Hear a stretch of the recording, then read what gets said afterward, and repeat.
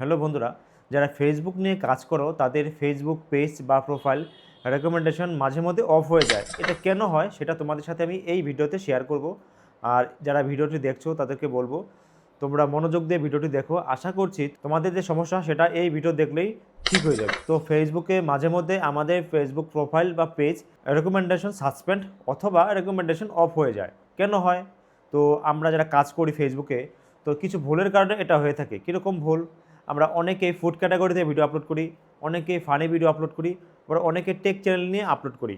তো এইখানে আমাদেরকে মাথায় রাখতে হবে যে আমাদের কোন কোন ক্যাটাগরিতে কোন কোন ভিডিওগুলো আপলোড করতে হয় আর কোন কোন গাইডলাইন মেনে চলতে হবে। তো যারা ফানি ভিডিও আপলোড করে তাদেরকে বলবো, ফানি ভিডিওতে কখনো কপিরাইট যে কন্টেন্টগুলো, যেমন কিছু মুভি ক্লিপস বা কিছু মিউজিক, এইগুলো এড করা থেকে বিরত থাকতে হবে, কারণ এইগুলো থেকে কপিরাইট আসার সম্ভাবনা সব থেকে বেশি। যার জন্য ফেসবুকে কিন্তু কপিরাইট আসলেও কেন আসলো, কী করে আসলো, এটা কিন্তু কোনো তথ্যই দেওয়া হয় না, যার জন্য যে কোনো সময় রেকমেন্ডেশন মানে সাসপেন্ড বা অফ করে দিতে পারে। তো এটা সমাধান আমি দেবো। তো আগে শোনো কী করতে হবে। যারা টেক ভিডিও আপলোড করো তাদেরকে বলবো, তারা কিছু কিছু সফটওয়্যার বা অ্যাপ আছে যেগুলো প্রিমিয়াম বা মোড অ্যাপ, এই ধরনের ভিডিওগুলো আপলোড করে থাকো যে ফ্রিতে তোমাদেরকে আমি দিচ্ছি। এইগুলো কিন্তু ইললিগাল, এইগুলো কিন্তু ফেসবুকের গাইডলাইনের বাইরে। এইগুলো দিলেও কিন্তু তোমার ফেসবুকের যে রেকমেন্ডেশন সেটাও কিন্তু অফ হয়ে যেতে পারে।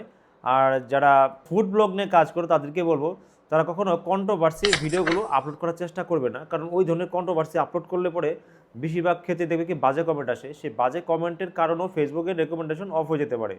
তো এবার আমি তোমাদের সাথে বলবো যে কিভাবে এটা ঠিক করা যায়। তো আমার যেহেতু এই প্রবলেমটা হয়েছিল সেটা আমি 3 দিনের মধ্যে ঠিক করে ফেলেছি। আমি তোমাদেরকে কিছু টিপস দেবো, যে টিপসগুলো ফলো করলে তোমাদের ফেসবুক পেজ বা প্রোফাইল 100% রেকমেন্ডেশন সাসপেন্ড হোক বা রেকমেন্ডেশন অফ হোক ঠিক হয়ে যাবে। তো তোমরা যে ক্যাটাগরিতে ভিডিও আপলোড করো সেই ক্যাটাগরিতে লাইভ করতে হবে। এই ক্ষেত্রে যার যেরকম কন্টেন্ট সেই ক্ষেত্রে লাইভ করতে হবে।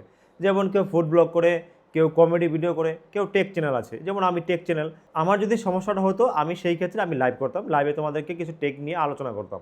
তো এটা গেল টেক চ্যানেল। তো যারা ফুড ব্লগ করে তাদেরকে কিছু দোকানে গিয়ে তাদেরকে ব্লগ করতে হবে। সেই মোটামুটি সেই ভিডিওটা মোটামুটি 10 থেকে 20 মিনিট হতে হবে, সেটা কিন্তু লাইভ করতে হবে। আর যারা কমেডি ভিডিও করে সেই ক্ষেত্রে তাদেরকে তাদের যে কমেডি টিম বা কীভাবে কমেডিগুলো করে সেইগুলো তাদেরকে দেখাতে হবে। শুধু একদিন দেখালে হবে না, পরপর একই জিনিস বারবার দেখালে হবে না, আলাদা আলাদা কন্টেন্টগুলো করতে হবে। আমি যদি ফুড ব্লগ করি সেই ক্ষেত্রে আমাকে 3 থেকে 4টে দোকান আমাকে কভার করতে হবে। 5 মিনিট, 10 মিনিট, 20 মিনিট, আমি 10 থেকে 20 মিনিটের মধ্যে একটা ভিডিও কমপ্লিট করে নেব।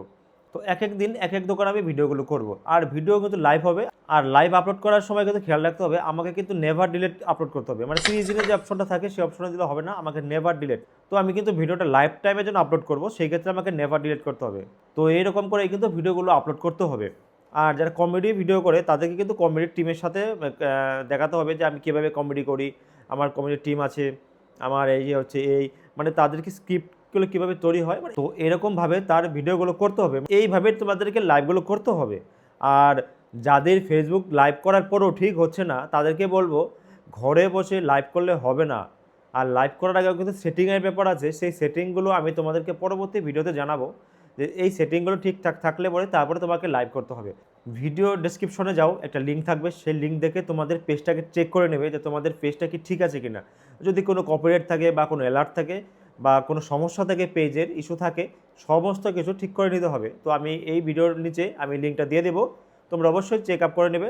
তো এই ছিল ভিডিও। তোমরা যদি মনোযোগ সহকারে কাজগুলো করো, আশা করছি তোমাদের ফেসবুকে এই সমস্যাগুলো আর হবে না। তো ভিডিওটি ভালো লেগে থাকলে একটা লাইক করে দেবে। যদি তোমাদের কোনো প্রশ্ন থাকে সেই ক্ষেত্রে আমাকে কমেন্ট করতে পারো। আর আমার কিন্তু টেলিগ্রাম চ্যানেল আছে, সেই চ্যানেলেও তোমরা জয়েন করতে পারো, সেই চ্যানেলেও তোমরা তোমাদের প্রশ্নগুলো করতে পারো। আমাদের গ্রুপ আছে, সেই গ্রুপে তোমাদের আলোচনা হবে, তোমরা কী সমস্যা সেই সমস্যাগুলো আমাদের সাথে আলোচনা করতে পারো। আর চ্যানেলে যারা নতুন আছো তাদেরকে বলবো চ্যানেলটি কিন্তু অবশ্যই সাবস্ক্রাইব করে রাখবে, কারণ আমি নতুন নতুন ভিডিও আপলোড করব তোমাদের জন্য, যারা যেগুলো তোমাদের জন্য খুবই উপকার হবে। তো আশা করছি ভিডিওটি ভালো লেগেছে। তো আজকের মতো বাই, পরবর্তী ভিডিওতে আবার দেখা হবে। বাই।